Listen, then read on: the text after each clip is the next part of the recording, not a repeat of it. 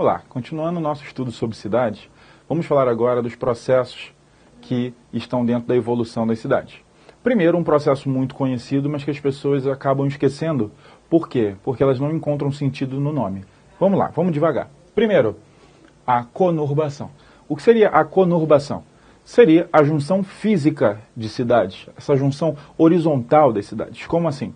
As cidades elas vão crescendo até o ponto onde elas se encontram fisicamente. É aquele típico caso que você muda de cidade e parece que você está apenas mudando de bairro, ou você nem percebe que mudou de cidade.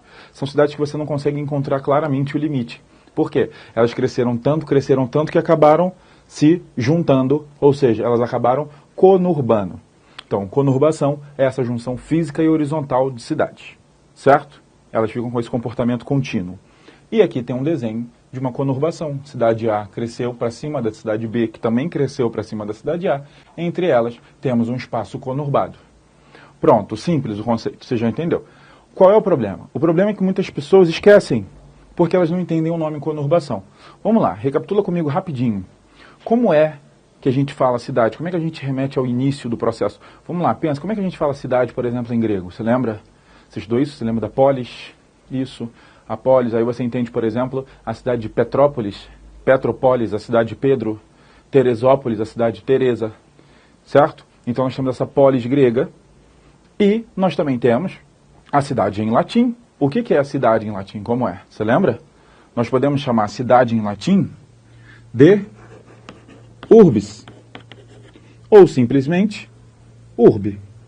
E aí você começa a entender, porque você estuda geografia urbana, você começa a entender o que seria um suburbe, um subúrbio. Você começa a entender muitas palavras que você encontra quando nós estudamos as cidades. E entre essas palavras você encontra a conurbação. Repara só comigo, segue essa lógica. O que é conurbação? É a ação ou processo onde a urbe, a cidade, se torna um conjunto. Certo? Lembrando que essa partícula com, ela pode significar companhia, também pode ser entendida como conjunto. Conurbação, conjunto de urbes, o conjunto de cidades. Certo? Esse foi. Agora vamos a continuando. Aqui um conceito importantíssimo, que é o conceito de metrópole, que geralmente é estudado com outros conceitos, como megalópole e megacidade. Qual é o cuidado que você tem que ter? Muitas pessoas, quando estudam esses conceitos, começam pelo de metrópole e aprendem o seguinte, que as metrópoles são as cidades que possuem alto grau de influência e importância. O que determina a influência e importância de uma cidade?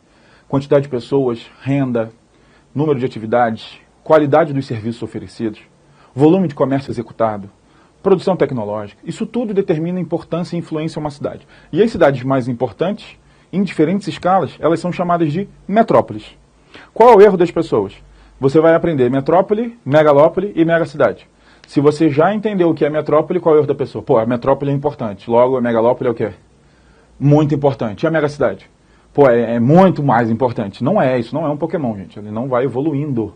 Eu estou falando que são conceitos distintos para você não esquecer. Olha só, primeiro, entendemos o que é a metrópole. É uma cidade com alto grau de importância e influência. Aí nós chegamos a um conceito chamado de região metropolitana. O que seria? Aqui no meio, essa mancha grande é a nossa metrópole. Em volta, esses espaços que nós selecionamos, o que são esses espaços? São as cidades satélites. Por quê? Porque são cidades que crescem como se fossem na órbita da metrópole. Ou seja, são cidades que dependem extremamente do funcionamento da metrópole para funcionarem. Essas cidades que crescem em volta, elas têm muitas vezes serviços que elas só encontram na metrópole. Boa parte dessa população não trabalha em suas cidades, trabalha na metrópole, e aí a gente entra numa ideia que a gente chama de cidade de dormitório. A pessoa ela vai para casa praticamente para dormir, porque ela passa o dia em outra trabalhando. Então a metrópole, ela, quando tem esse conjunto de cidades menores em volta, essas cidades satélites, nós chamamos isso de região metropolitana. Então nós temos a metrópole e essas cidades, também chamada de grande. Por exemplo, você tem a região metropolitana de São Paulo, que é a maior que nós temos no Brasil. Tem aproximadamente 39 cidades nessa região metropolitana paulista. Também é chamada Grande São Paulo. E com destaques, por exemplo, o ABCD Paulista, que estão nessas regiões. Então, nós temos a região metropolitana ou as grandes áreas das cidades, certo? Fora isso, nós temos também a hipótese de formação de megalópolis. O que seria uma megalópole? Seria a conurbação, a junção de metrópoles. Exemplo, aqui eu tenho a metrópole 1, aqui eu tenho a metrópole 2. O que aconteceu? Elas cresceram ao ponto de se encontrar.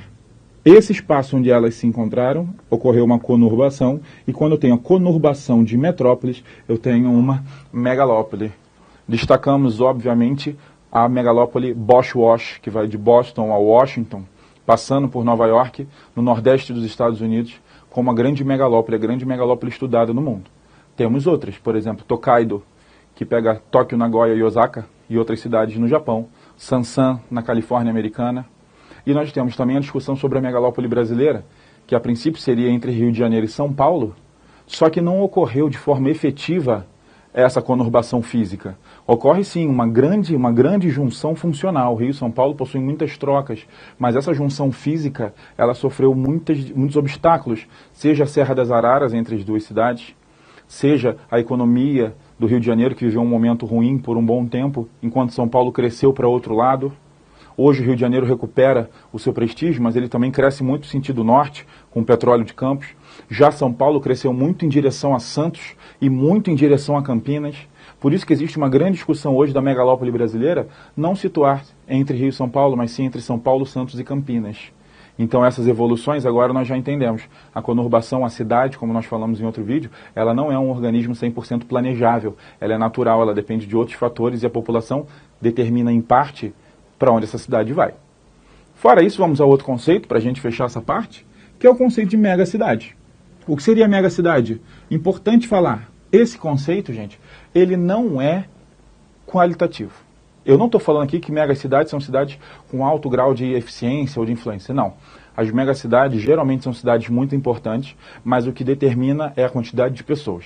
Eu chamo de megacidade as cidades que possuem mais de 10 milhões de habitantes. Aí sim, nós entendemos. Quem que nós destacamos? Tóquio, destacamos Cidade do México, destacamos São Paulo. Essas são megacidades, certo? Qual é a tendência de formação de megacidades? Por muito tempo, as megacidades elas eram típicas de países mais ricos. Por quê? Porque eu tinha capitais importantíssimas com grande aglomeração de capital e uma grande atração de imigrantes. Hoje, o que acontece? Como nós já estudamos também, os países mais ricos eles tendem a crescer de forma bem distribuída, de forma planejada. Então a população ela não vai polarizar na grande cidade. Já países mais pobres ou países emergentes, eles tendem a ter aquele processo que nós chamamos de metropolização. Uma cidade que cresce muito mais que as outras, que atrai muito mais migrantes do que as outras. Nesses países mais pobres, nós temos a formação de megacidades numa velocidade muito maior que em países ricos.